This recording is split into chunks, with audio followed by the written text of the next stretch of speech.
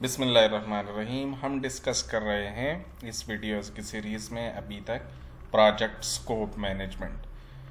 Project scope management में एक बहुत ही important concept work breakdown structure का है। इस वीडियो में हम उसी पर बात करेंगे, उसे तफसील से डिस्कस करेंगे और फिर इससे एक रिलेटेड कॉन्सेप्ट है which is responsibility assignment matrix, उसको इस वीडियो के आखिर में डिस्कस करेंगे।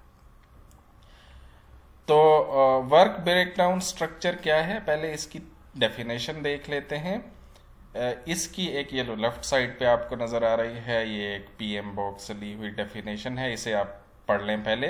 अ hierarchical decomposition of the total scope of work to be carried out by the project team to accomplish. Okay, ये टेक्निकली बड़ी साउंड डेफिनेशन है लेकिन समझने के लिहाज से थोड़ी मुश्किल है, लिहाजा आप दूसरी डेफिनेशन देखें।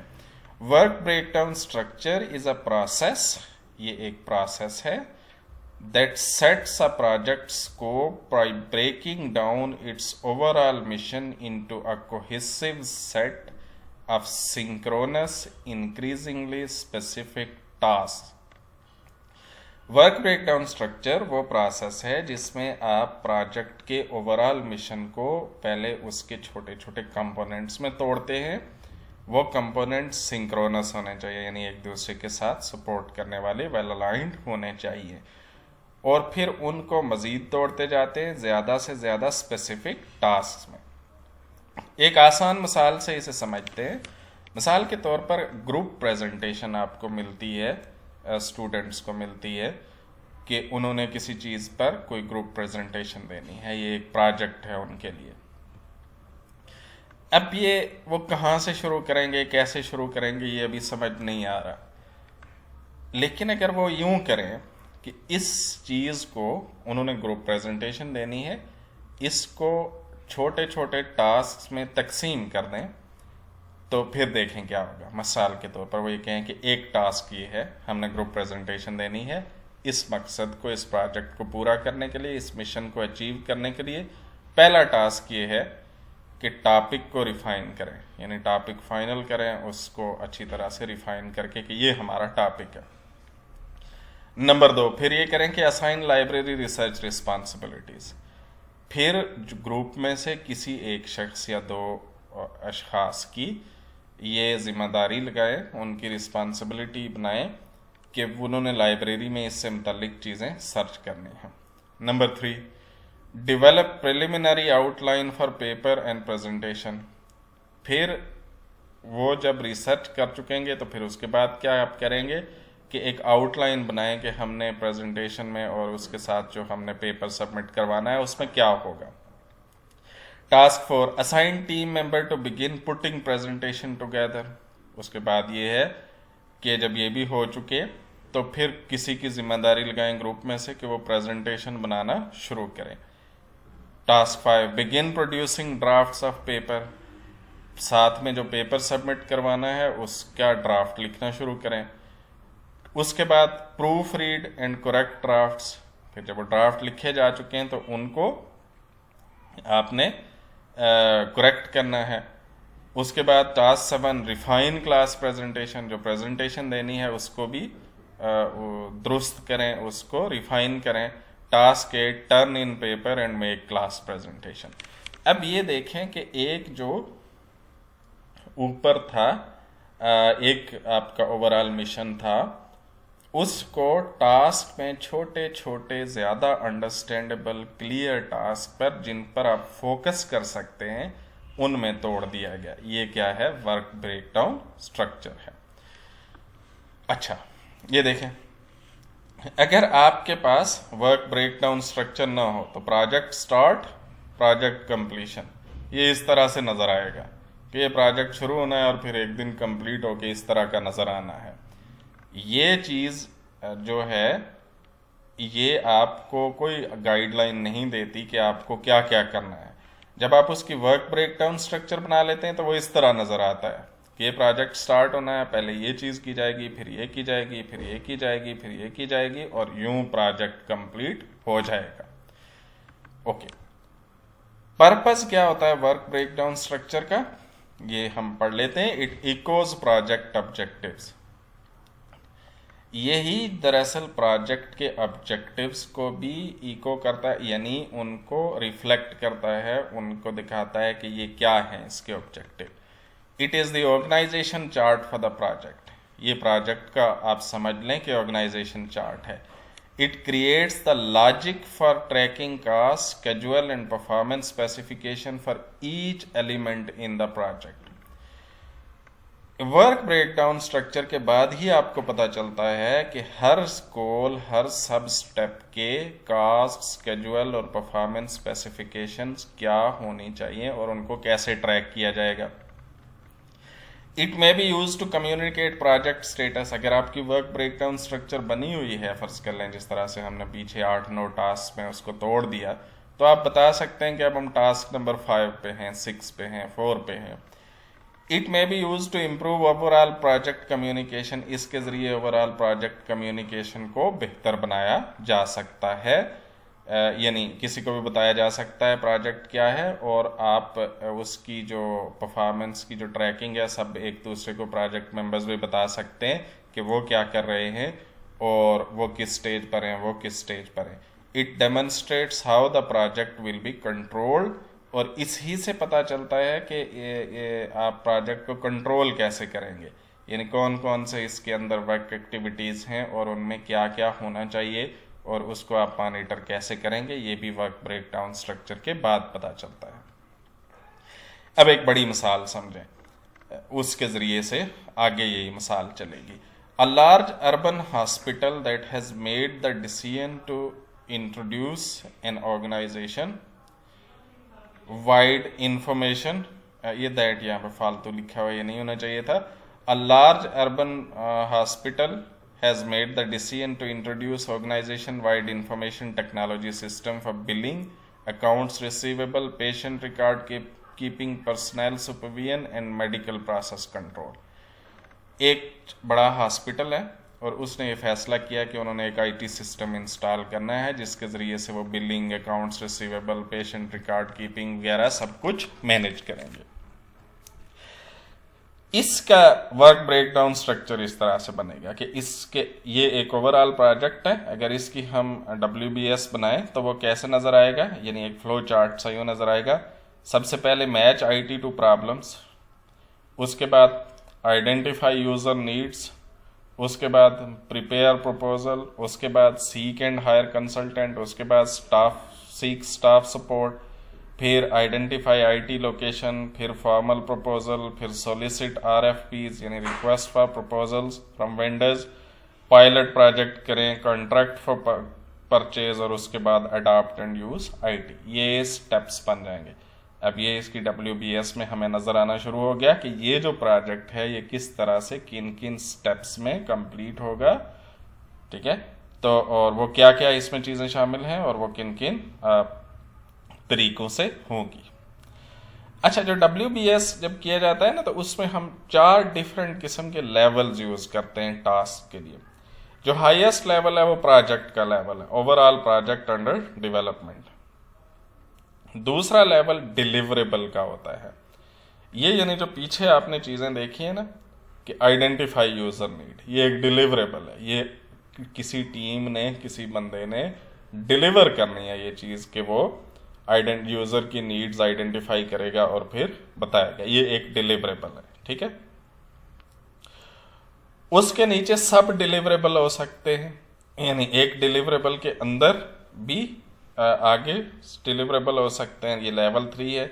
और लोएस्ट लेवल जो है वो वर्क पैकेज का है, ये सबसे स्पेसिफिक लेवल है, इसकी फर्दर ब्रेकडाउन नहीं हो सकती, ठीक है। अभी हम मिसाल से देख लेते हैं।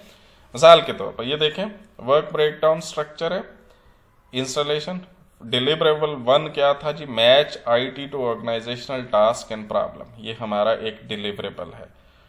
इसके अंदर 2 वर्क पैकेजेस हैं, conduct problem analysis, develop information on IT technology, ठीक है।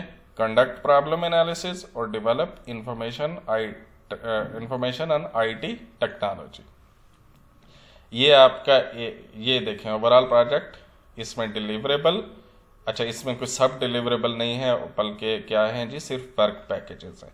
डिलीवरेबल 2 देखें जी, आइडेंटिफाई आईटी यूजर नीड, इसमें 3 वर्क पैकेजेस हैं। Interview potential user, develop presentation on IT benefit, gain user buy in to system, ये 3 work packages हैं। ठीक है जी।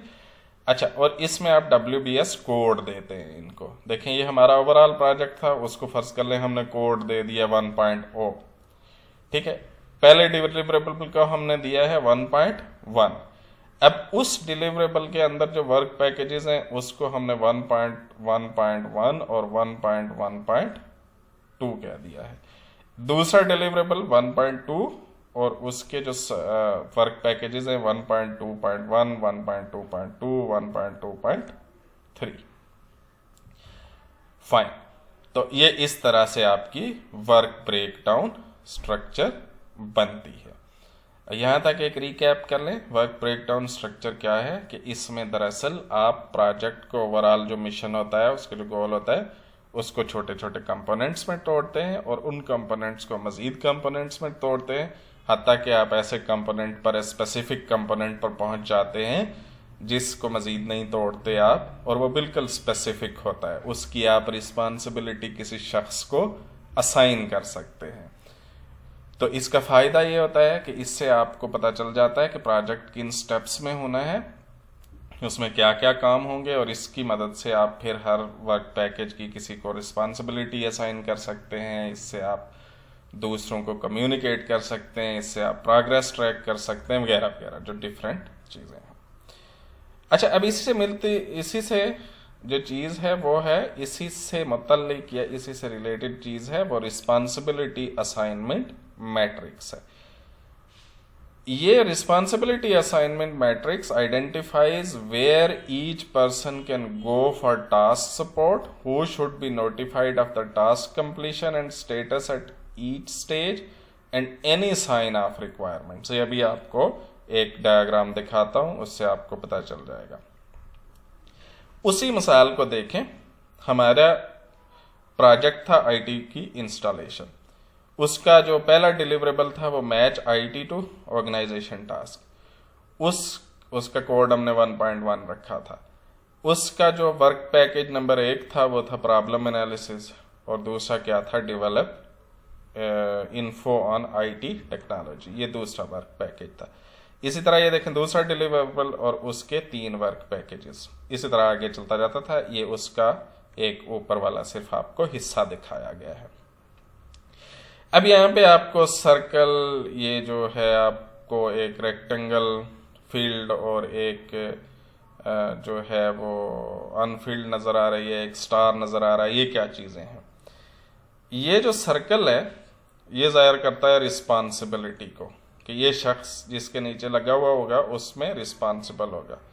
स्टार वाला सपोर्ट देता है, ये जो रेक्टेंगल है आपकी फील्ड, ये नोटिफिकेशन, और जो रेक्टेंगल है आपकी अनफील्ड, वो जो है अप्रूवल के लिए जाहिर करता है। अब ये देखें, ये जो वर्क पैकेज नंबर 1 है प्रॉब्लम एनालिसिस, या हम यूं देख लेते हैं,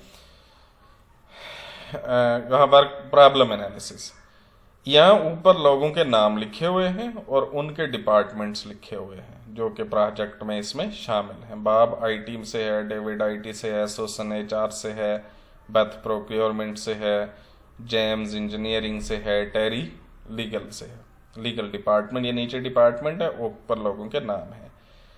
अब यहाँ हमने जाहिर किया हुआ है कि ये काम करने की जिम्मेदारी बाब की है, यानी प्रॉब्लम एनालिसिस करेगा बाब, ठीक है। और ये जब होगा या करना होगा तो इसका नोटिफाई उसने लाजमी डेविड को करना है, ठीक है। इसमें जो सपोर्ट देगा वो ये स्टार हमें बता रहा है, वो जो सपोर्ट देगा वो ये जेम्स है इंजीनियरिंग डिपार्टमेंट से। और जब ये प्रॉब्लम एनालिसिस हो जाएगा तो इस पे साइन ऑफ जो है ये इसकी अप्रूवल ये टेरी ने देनी है। कोई और पकड़ना है बस नहीं। ये देखें, इंटरव्यू पोटेंशियल यूजर, आपने पोटेंशियल यूजर का इंटरव्यू करना है, ये जिम्मेदारी सोसन की है जो कि एचआर डिपार्टमेंट से है। इसमें सपोर्ट बेथ ने देनी है जो प्रोक्योरमेंट से है, और जो अप्रूवल इसकी देनी है वो किसने देनी है? बॉब ने आईटी के डिपार्टमेंट से। यहाँ पे कोई नोटिफिकेशन की रिक्वायरमेंट नहीं है, यानी इसमें ज़रूरी नहीं है कि हर चीज़ का नोटिफिकेशन हो या हर चीज़ की अप्रूवल हो। ये यानी जिसमें साइन ऑफ रिक्वायरमेंट हो वो डाली जाएगी, जिसमें नोटिफिकेशन की रिक्वायरमेंट हो वो डाली जाएगी। मिसाल के तौर पर अगर आप यहाँ देखें डेवलप प्रेजेंटेशन, तो इसकी अप्रूवल की कोई ज़रूरत नहीं है, आपको अप्रूवल कहीं पे नज़र नहीं आ रही। वर्क ब्रेकडाउन स्ट्रक्चर के बाद जब ये रिस्पॉन्सिबिलिटी असाइनमेंट मैट्रिक्स बनाया जाता है तो ये बहुत ही कंट्रोल के लिए बहुत आम एक चीज़ है, जिसके ज़रिए से हमें फ़ौरन पता चल जाता है कि अच्छा ये काम है, ये उसकी जिम्मेदारी है, सपोर्ट उसने देनी है, अप्रूव उसने करना है, नोटिफिकेशन इसको जानी चाहिए। अच्छा, ये क्यों ज़रूरी है? इससे फिर कोई स्टेप मिस नहीं होगा। ये समझ लें आप, ये जितने भी हम मैट्रिसेस बना रहे हैं या ये बन रहा है, इनका मकसद क्या होता है? इनका मकसद ये होता है, आप यूं फर्ज कर लें कि आप बाजार में कोई चीज़ खरीदने के लिए जाते हैं, तो आपके जहन में चीज़ें होती हैं, ये करना है, ये करना है, वो बाज़ औक़ात भूल जाती है, ठीक है, या तरतीब बदल जाती है। अगर वो आपने एक चेक लिस्ट बनाई हुई हो, ठीक है, आपने एक लिस्ट बनाई हुई हो कागज़ पर या फ़ोन पर, तो फिर क्या उससे फ़ायदा क्या होता है? आप कुछ भूलते नहीं हैं, कुछ मिस नहीं होता। जब ये बना हुआ होगा तो जब प्रॉब्लम एनालिसिस किया तो जिसको नोटिफाई करना है पता चल जाएगा, उसे नोटिफाई करना है, उसे नोटिफाई कर देंगे। उसे नोटिफाई क्यों करना होगा? कि जब ये काम हो जाएगा तो हो सकता है उसने कोई अगला काम शुरू करना हो। अगर ये ना हो सके तो फिर क्या होगा? फर्ज कर लें आपको पता याद नहीं रहा कि उस बंदे को नोटिफाई करना था, या ये पता ही नहीं था कि किसे नोटिफाई करना था, तो 2 महीने बाद जो है आप उससे पूछते हैं यार ये काम तो हो गया था, उससे अगला काम तुमने करना था। वो कहेगा मुझे कैसे पता चलना था कि हो गया है, मुझे बताओगे कि ये काम हो गया है तो उसके बाद ये वाला काम करना था। तो इस तरह की जो मिसकम्युनिकेशन है, जो इस तरह की मतलब मिस हो जाती हैं चीज़ें, वो नहीं होंगी जब आप ये चीज़ें बना लेंगे। तो ये हमारी वर्क ब्रेकडाउन स्ट्रक्चर और रिस्पॉन्सिबिलिटी असाइनमेंट मैट्रिक्स है।